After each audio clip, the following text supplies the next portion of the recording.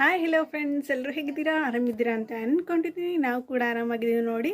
ನಾನು ಇವಾಗ ವ್ಲಾಗ್ನ ಸ್ಟಾರ್ಟ್ ಮಾಡ್ತಾ ಇದ್ದೀನಿ. ಇವಾಗ ಟೈಮ್ ಎಷ್ಟಾಗಿದೆ ಅಂದರೆ ಮುಂಜಾನೆ 8:30 ಆಗಿದೆ. ಸೊ ಇವತ್ತು ವ್ಲಾಗ್ನ 8:30ಯಿಂದ ಸ್ಟಾರ್ಟ್ ಮಾಡ್ತಾ ಇದ್ದೀನಿ ನೋಡಿ. ಇವತ್ತು ಮಂಗಳವಾರ, ಇವತ್ತು ಸಂಕಷ್ಟ ಚತುರ್ಥಿ ಇದೆ. ಸೊ ಅಂಗಾರಿಕ ಅಂತ ಕೂಡ ಕರೀತಾರೆ. ಮಂಗಳವಾರ ಬಂದಿದೆ ಅಲ್ವಾ, ಸೊ ಇದನ್ನು ಅಂಗಾರಿಕ ಅಂತ ಕೂಡ ಕರೀತಾರೆ. ಎಲ್ಲರಿಗೂ ಕೂಡ ಸಂಕಷ್ಟ ಚತುರ್ಥಿಯ ಹಾರ್ದಿಕ ಶುಭಾಶಯಗಳು. ನನಗೆ ಗಣಪತಿ ಅಂದರೆ ತುಂಬಾ ಇಷ್ಟ. ನಾನು ಇಷ್ಟಪಡುವ ದೇವರೆಲ್ಲ ಅಂತಂದರೆ ಗಣಪತಿ ಅಂದರೆ ನನಗೆ ತುಂಬ ಇಷ್ಟ. ಸೊ ನಾನು ಕೂಡ ಸಂಕಷ್ಟ ಚತುರ್ಥಿ ಮಾಡ್ತೀನಿ. ಈಗ ನಾನು ನೆಕ್ಸ್ಟ್ ನಮ್ಮ ಹೊಲಕ್ಕೆ ಹೋಗಿದ್ದೆ. ಸೊ ಆ ವಿಡಿಯೋನ ಹಾಕ್ತಾಯಿದ್ದೀನಿ ನೋಡಿ, ನೀವು ಕೂಡ ನೋಡಿ.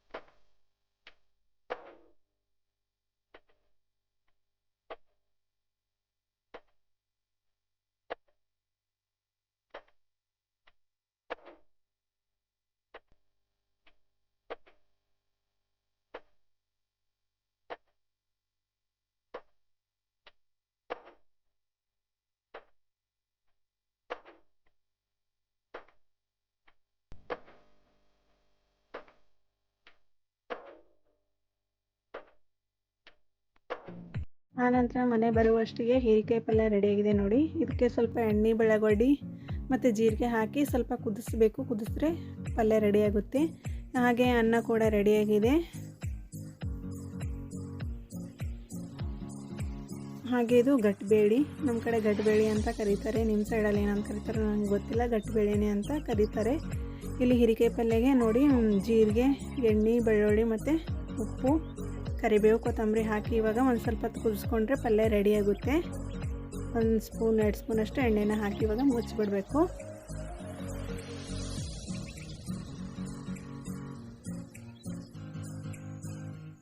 ಇವಾಗ ಪಲ್ಯ ಕೂಡ ರೆಡಿಯಾಗಿದೆ ನೋಡಿ. ಆನಂತರ ಮೇಲ್ಗಡೆ ಬೆಳ್ಳುಳ್ಳಿ ಮತ್ತು ಜೀರಿಗೆ, ಎಣ್ಣೆ ಹಾಕಿ ಮಾಡೋದ್ರಿಂದ ಹೀರೆಕಾಯಿ ಪಲ್ಯ ತುಂಬಾ ಚೆನ್ನಾಗಾಗುತ್ತೆ ಫ್ರೆಂಡ್ಸ್. ನೀವು ಕೂಡ ಒಂದ್ಸರಿ ಟ್ರೈ ಮಾಡಿ ನೋಡಿ. ಆನಂತರ ಇನ್ನೊಂದು ಒಲೆ ಮೇಲೆ ಚಾಕೆ ಇಟ್ಟಿದ್ದೀನಿ ನೋಡಿ ಫ್ರೆಂಡ್ಸ್. ಚಹಾ ಕುಡಿಬೇಕು ಅಂತ ಅನಿಸ್ತಾ ಇತ್ತು. ಸೊ ಬಂದಮೇಲೆ ಚಹಾ ಕುಡಿತಾ ಇದ್ದೀನಿ. ಹಾಗೆ ಗರಿಕೆ ತಂದಿದ್ವಿ ಮತ್ತು ಹೂವು ಇದು ಇರುತ್ತಲ್ವ ಕನಕಾಂಬರಿ ಹೂವು. ಸೊ ಕನಕಾಂಬರಿ ಹೂವು, ಮಲ್ಲಿಗೆ ಹೂವು, ದಾಸವಾಳ, ಗುಲಾಬಿ ಹೂವು ಎಲ್ಲನೂ ತಂದಿದ್ವಿ ಫ್ರೆಂಡ್ಸ್. ನಮ್ಮ ಕಡೆ ಇದಕ್ಕೆ ಕರ್ಕಿ ಅಂತ ಕರೀತಾರೆ ಫ್ರೆಂಡ್ಸ್. ಮತ್ತು ಕೆಲವೊಬ್ಬರಿಗೆ ಕರಿಕೆ ಅಂದರೆ ಗೊತ್ತಾಗಲ್ಲ, ಸೊ ಗರಿಕೆ ಅಂತ ಕೂಡ ಕರೀತಾರೆ. ನಮ್ಮ ಸೈಡೆಲ್ಲ ಈ ರೀತಿ ಕನಕಾಂಬರ ಹೂವು ಇರುತ್ತೆ ನೋಡಿ ಫ್ರೆಂಡ್ಸ್, ತುಂಬಾ ಚೆನ್ನಾಗಿರುತ್ತೆ. ಇವು ಕಟ್ಟಿದರೆ ತಲೆಯಲ್ಲಿ ಇಟ್ಕೊಂಡ್ರೂ ಕೂಡ ತುಂಬಾ ಚೆನ್ನಾಗಿ ಅನಿಸುತ್ತೆ. ಇದರಲ್ಲಿ ಬಿಳಿ ಹೂವು ಹಾಕಿ ಕಟ್ಟಬೇಕು, ತುಂಬಾ ಚೆನ್ನಾಗಿ ಅನಿಸುತ್ತೆ. ಹಾಗೆ ಗುಲಾಬಿ ಹೂವು ಈ ರೀತಿ ಆಗುತ್ತೆ ನಮ್ಮ ಮನೆಯಲ್ಲಿ. ದಾಸವಾಳ ಈ ರೀತಿ ಕಲರ್ದಿದೆ. ಹಾಗೆ ಚಕ್ರ ಮಲ್ಲಿಗೆ ಅಂತ ಕರೀತಾರೆ ನಮ್ಮ ಸೈಡಲ್ಲಿ ಈ ಹೂವಕ್ಕೆ. ಬಿಳಿ ಹೂವು ಕಾಣಿಸ್ತಾ ಇದೆ ಅಲ್ವಾ, ಸೊ ಅದಕ್ಕೆ ಚಕ್ರ ಮಲ್ಲಿಗೆ ಹೂವು ಅಂತ ಕರೀತಾರೆ. ಕರ್ಕೆ ಎಲ್ಲ ಇವಾಗ ಸೋಸಿ ಚೆನ್ನಾಗಿ ಕಟ್ಟಿ ಇಟ್ಕೋಬೇಕು ಫ್ರೆಂಡ್ಸ್. ಆನಂತರ ನೋಡಿ ಇಲ್ಲಿ ಮತ್ತೆ ಹೀರಿಕಾಯಿ ಪಲ್ಯ ಇವಾಗ ರೆಡಿಯಾಗಿದೆ ನೋಡಿ, ಕುದ್ದು ತುಂಬಾ ಚೆನ್ನಾಗಿರುತ್ತೆ. ರೊಟ್ಟಿ ಜೊತೆ, ಚಪಾತಿ ಜೊತೆ ಮತ್ತು ಅನ್ನ ಜೊತೆ ಕೂಡ ತಿನ್ಬೋದು. ನಮ್ಮ ಮನೆಯಲ್ಲಿ ಇವತ್ತು ಚಪಾತಿ ಮಾಡಿದ್ದಾರೆ ನೋಡಿ, ಚಪಾತಿ ಜೊತೆ ತಿಂತಾ ಇದ್ದೀವಿ ನಾವು ಬರುವಷ್ಟಿಗೆ, ಹೊಲಕ್ಕೆ ಹೋಗಿ ಬರುವಷ್ಟಿಗೆ ಎಲ್ಲ ಅಡುಗೆ ಕೂಡ ರೆಡಿಯಾಗಿತ್ತು ನೋಡಿ ಫ್ರೆಂಡ್ಸ್. ಆ ನಂತರ ನಾನು ಶಾಬ್ದಾಣಿ ಇರುತ್ತೆ ಅಲ್ವಾ, ಶಾಬ್ದಾಣಿ ಉಪ್ಪಿಟ್ಟು ಮಾಡಬೇಕು ಅಂತ, ಸೈದಾನ್ ಉಪ್ಪಿಂದ ಶಾಬ್ದಾಣಿ ಉಪ್ಪಿಟ್ಟು ಮಾಡಬೇಕು ಅಂತ ರೆಡಿ ಮಾಡ್ಕೋತಾ ಇದ್ದೀನಿ. ಇದೊಂದು 3 ತಾಸು ನೆನೆ ಇಟ್ಟಿದ್ದೆ ಶಾಬ್ದಾಣಿನ, ಇವಾಗ ನೆಂದಿದೆ ನೋಡಿ. ಸ್ವಲ್ಪ ಶೇಂಗಾ ಪುಡಿ ಬರುತ್ತೆ ಅಲ್ವಾ, ಸಪ್ಪೊಂದು ಹುರಿದ್ಬಿಟ್ಟು ಸಪ್ಪನ ಪುಡಿ ಇಟ್ಕೊಂಡಿದ್ದೆ, ಸೊ ಅದನ್ನು ತೊಗೊಂಡಿದ್ದೀನಿ. ಒಂದು 3 ಹಸಿಮೆಣ್ಸಿಕಾಯಿನ ಕಟ್ ಮಾಡಿ ಇಟ್ಕೊಂಡಿದ್ದೀನಿ. ಸ್ವಲ್ಪ ಕರಿಬೇವು, ಸ್ವಲ್ಪ ಕೊತ್ತಂಬರಿ ಮತ್ತು ಈರುಳ್ಳಿನ ತೊಗೊಂಡಿದ್ದೀನಿ ನಾಷ್ಟ ಮಾಡಬೇಕು ಅಂತ. ಶಾಬ್ದಾಣಿ ನಾಷ್ಟ ಮಾಡಬೇಕು ಅಂತ. ಈಗ ಶಾಬ್ದಾಣಿಯಲ್ಲಿ ಶೇಂಗಾ ಹಿಂಡಿನ ಮಿಕ್ಸ್ ಮಾಡ್ಕೋಬೇಕು ಚೆನ್ನಾಗಿ. ಸ್ವಲ್ಪ ಶೇಂಗಾ ಹಿಂಡಿ ಹಾಕಿದರೆ ತುಂಬಾ ಉದುರಾಗಿ ಚೆನ್ನಾಗಾಗುತ್ತೆ ಫ್ರೆಂಡ್ಸ್. ತಿನ್ಲಿಕ್ಕೆ ಕೂಡ ತುಂಬಾ ಟೇಸ್ಟಿಯಾಗಿ ಹತ್ತುತ್ತೆ. ಇವಾಗ ಸೈದಾನ್ ಉಪ್ಪು ಅಂತ ಬರುತ್ತೆ ಅಲ್ವಾ, ಸೊ ಅದನ್ನು ತೊಗೊಂಡಿದ್ದೀನಿ. ಈಗ ಬಾಳಿಗೆನ ಇಟ್ಕೊಂಡಿದ್ದೀನಿ ನೋಡಿ ಒಲೆ ಮೇಲೆ. ಒಂದು 2-3 ಸ್ಪೂನಷ್ಟು ಎಣ್ಣೆನ ಹಾಕ್ಕೊಂಡಿದ್ದೀನಿ. ಎಣ್ಣೆ ಕಾದ ನಂತರ ಸಾಸಿವೆ ಜೀರಿಗೆನ ಹಾಕ್ಕೊಂಡಿದ್ದೀನಿ. ಸಾಸಿವೆ ಜೀರಿಗೆ ಚಟ್ಪಟ ಅಂದ ನಂತರ ಒಂದು 3 ಹಸಿಮೆಣ್ಸಿಕಾಯಿನ ಕಟ್ ಮಾಡಿ ಇಟ್ಕೊಂಡಿದ್ದೆ, ಸೊ ಅದನ್ನು ಕೂಡ ಹಾಕ್ಕೊಂಡಿದ್ದೀನಿ. ಹಾಗೆ ಕರಿಬೇವು, ಕೊತ್ತಂಬರಿ ಮತ್ತು ಈರುಳ್ಳಿನ ಕಟ್ ಮಾಡಿ ಇಟ್ಕೊಂಡಿದ್ದೆಲ್ಲ, ಸೊ ಅದನ್ನು ಕೂಡ ಹಾಕಿ ಇವಾಗ ಚೆನ್ನಾಗಿ ಸ್ಪೂನಿಂದ ಮಿಕ್ಸ್ ಮಾಡ್ಕೋಬೇಕು.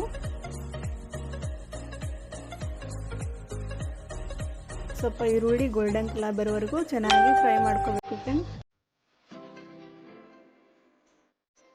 ಇವಾಗ ಚೆನ್ನಾಗಿ ಫ್ರೈ ಆಗಿವೆ ನೋಡಿ. ಇದರಲ್ಲಿ ಸ್ವಲ್ಪ ಸೈದಾನ್ ಉಪ್ಪು ಹಾಕ್ತಾ ಇದ್ದೀನಿ ನೋಡಿ. ಇದು ಉಪವಾಸ ಇರುತ್ತೆ ಅಲ್ವಾ, ಸೊ ಉಪ್ಪು ತಿನ್ನಬಾರ್ದಲ್ವ, ಸೊ ಸೈದಾನ್ ಉಪ್ಪು ಅಂತ ಉಪವಾಸ ಇರೋರಿಗೆ, ಉಪವಾಸ ಇರುವಾಗ ಇದನ್ನೇ ಉಪ್ಪು ಹಾಕ್ಕೊಂಡು ತಿಂತಾರೆ. ಸೊ ಮಾಡ್ತಿದ್ದೀನಿ ನಾನು ಕೂಡ. ಟ್ಯಾಬ್ಲೆಟ್ ಅವೆಲ್ಲ ತೊಗೊಂಬರುತ್ತೆ, ಸೊ ಅದಕ್ಕೋಸ್ಕರ ನಮ್ಮ ಅಮ್ಮಗಂತ ಮಾಡಿಕೊಡ್ತಾ ಇದ್ದೀನಿ ನೋಡಿ. ಇವಾಗ ಚೆನ್ನಾಗಿ ಮಿಕ್ಸ್ ಮಾಡ್ಕೋಬೇಕು. ಬೇಸಿಗೆಗಾಲ ಅಲ್ವಾ, ಸೊ ಟ್ಯಾಬ್ಲೆಟ್ ಅವೆಲ್ಲ ತಗೋತಾರೆ, ಏಜ್ ಕೂಡ ಆಗುತ್ತೆ ಅಲ್ವಾ, ಸೊ ಅದಕ್ಕೋಸ್ಕರ ಅವರು ಕೂಡ ಒಪ್ಪತ್ತಿರ್ತಾರೆ. ಸೊ ಅದಕ್ಕೋಸ್ಕರ ಅವ್ರಿಗೋಸ್ಕರ ಅಂತ ಮಾಡ್ತೀನಿ ನಾನು. ನಿಮ್ಮ ಜೊತೆನೇ ಶೇರ್ ಮಾಡ್ಕೊಂಡ್ರೆ ಆಯಿತು ಅಂತ ಮಾಡ್ಕೋತಾ ಇದ್ದೀನಿ ನೋಡಿ. ಇವಾಗ ಚೆನ್ನಾಗಿ ಮಿಕ್ಸ್ ಮಾಡ್ಕೋಬೇಕು, ಇಲ್ಲಾಂದರೆ ಮಿಕ್ಸ್ ಮಾಡ್ಕೊಳ್ಳಿ ಅಂದರೆ ಉಂಡೆ ಆಗಿ ಆಗಿಬಿಡುತ್ತೆ. ಸೊ ಅದಕ್ಕೋಸ್ಕರ ಚೆನ್ನಾಗಿ ಸ್ಪೂನಿಂದ ಮಿಕ್ಸ್ ಮಾಡ್ಕೊತಾನೆ ಇರಬೇಕು ಇದನ್ನು. ಹಾಗೆ ತಿನ್ನಲಿಕ್ಕೂ ಕೂಡ ತುಂಬಾ ಟೇಸ್ಟಿಯಾಗಿ ಕೂಡ ಆಗುತ್ತೆ ಫ್ರೆಂಡ್ಸ್. ನೀವು ಕೂಡ ಈ ರೀತಿಯಾಗಿ ಒಂದ್ಸರಿ ಟ್ರೈ ಮಾಡಿ ನೋಡಿ. ಟ್ರೈ ಮಾಡಿದ್ರೆ ನನಗೆ ಕಮೆಂಟ್ನಲ್ಲಿ ತಿಳಿಸಿ ಯಾವ ರೀತಿಯಾಗಿದೆ ಅಂತ. 5-10 ನಿಮಿಷ ಚೆನ್ನಾಗಿ ಫ್ರೈ ಮಾಡ್ಕೋಬೇಕು. ಎಷ್ಟು ಚೆನ್ನಾಗಿ ಫ್ರೈ ಮಾಡ್ಕೊತೀರೋ ಅಷ್ಟು ಚೆನ್ನಾಗಿ ಆಗುತ್ತೆ ಶಾಬ್ದಾಣಿ ಉಪ್ಪಿಟ್ಟು. ನಮ್ಮ ಮನೇಲಂತೂ ತುಂಬಾ ಇಷ್ಟಪಟ್ಟು ತಿಂತಾರೆ ಎಲ್ಲರಿಗೂ ಕೂಡ ಶಾಬ್ದಾಣಿ ಉಪ್ಪಿಟ್ಟು ಅಂತಂದರೆ ತುಂಬಾ ಇಷ್ಟ. ಸೊ ಮಾಡಿದ್ದೀನಿ ನಾನು ಕೂಡ ಇವಾಗ. ಸೊ ಯಾವ ರೀತಿಯಾಗಿದೆ ನೋಡಿ, ಉದುರಾಗಿ ತುಂಬಾ ಚೆನ್ನಾಗಾಗಿತ್ತು. ಟೇಸ್ಟ್ ಕೂಡ ಅಷ್ಟೇ ತುಂಬಾ ಚೆನ್ನಾಗಿರುತ್ತೆ. ಇವಾಗ ಒಂದು ಪ್ಲೇಟ್ಗೆ ಹಾಕಿ ಸರ್ವ್ ಮಾಡ್ತಾಯಿದ್ದೀನಿ ನೋಡಿ. ಎಷ್ಟು ಉದುರಾಗಿದೆ ಅಂತ ನೀವು ಕೂಡ ನೋಡಿ. ಕೆಲವೊಂದು ಸರಿ ಏನಾಗುತ್ತೆ ಅಂತಂದರೆ ಉಂಡೆ ಆಗಿಬಿಡುತ್ತೆ. ಸೊ ಅವಾಗ ತಿನ್ನಲಿಕ್ಕೂ ಕೂಡ ಅಷ್ಟೊಂದು ಟೇಸ್ಟಿಯಾಗಿ ಹತ್ತಲ್ಲ. ಸೊ ಅದಕ್ಕೋಸ್ಕರ ಈ ರೀತಿಯಾಗಿ ಸ್ವಲ್ಪ ಶೇಂಗಾ ಹಿಂಡಿ ಹಾಕಿ ಮಾಡಿದರೆ ತುಂಬಾ ಉದುರಾಗಿ ತುಂಬಾ ಟೇಸ್ಟ್ ಕೂಡ ತುಂಬಾ ಚೆನ್ನಾಗುತ್ತೆ. ನೀವು ಕೂಡ ಒಂದ್ಸರಿ ಟ್ರೈ ಮಾಡಿ ನೋಡಿ ಫ್ರೆಂಡ್ಸ್. ಇವಾಗ ಶಾಬ್ದಾಣಿ ಉಪ್ಪಿಟ್ಟು ರೆಡಿಯಾಗಿದೆ. ನನಗೂ ಕೂಡ ಶಾಬ್ದಾಣಿ ಉಪ್ಪಿಟ್ಟು ಅಂದರೆ ತುಂಬಾ ಇಷ್ಟ. ಎಲ್ಲ ಒಂದೇ ಥರ ನಾಷ್ಟ ತಿಂದು ಉಪ್ಪಿಟ್ಟು, ಸುಸಿಲ ಮತ್ತು ಅವೆಲ್ಲ ತಿಂದು ಬೋರ್ ಆಗಿರುತ್ತೆ ಅಲ್ವಾ, ಸೊ ಅವಾಗ ಇದನ್ನು ಮಾಡ್ಕೊಂಡು ತಿಂದರೆ ತುಂಬಾ ರುಚಿಯಾಗಿ ಅನಿಸುತ್ತೆ. ತಿನ್ನಲಿಕ್ಕೂ ಅಷ್ಟೇ ತುಂಬ ಇಷ್ಟಪಟ್ಟು ತಿಂತಾರೆ. ಸೊ ನೀವು ಕೂಡ ಒಂದ್ಸರಿ ಟ್ರೈ ಮಾಡಿ ನೋಡಿ. ಇವತ್ತಿನ ವಿಡಿಯೋ ಇದಾಗಿತ್ತು ನೋಡಿ ಫ್ರೆಂಡ್ಸ್. ಸೊ ಸೊ ನಿಮ್ಮೆಲ್ಲರಿಗೂ ಕೂಡ ಇಷ್ಟವಾಗಿದೆ ಅಂತ ಅನ್ಕೋತೀನಿ. ಮತ್ತೊಮ್ಮೆ ಎಲ್ಲರಿಗೂ ಕೂಡ ಅಂಗಾರಿಕ ಸಂಕಷ್ಟಹರ ಚತುರ್ಥಿಯ ಹಾರ್ದಿಕ ಶುಭಾಶಯಗಳು. ಮತ್ತೆ ಮುಂದಿನ ವಿಡಿಯೋದಲ್ಲಿ ಭೇಟಿ ಹೋಗೋಣ. ನನ್ನ ವಿಡಿಯೋ ಇಷ್ಟವಾದರೆ ಒಂದು ಲೈಕ್ ಮಾಡಿ, ಶೇರ್ ಮಾಡಿ, ಹಾಗೆ ನನ್ನ ಚಾನಲ್ಗೆ ದಯವಿಟ್ಟು ಸಪೋರ್ಟ್ ಮಾಡಿ.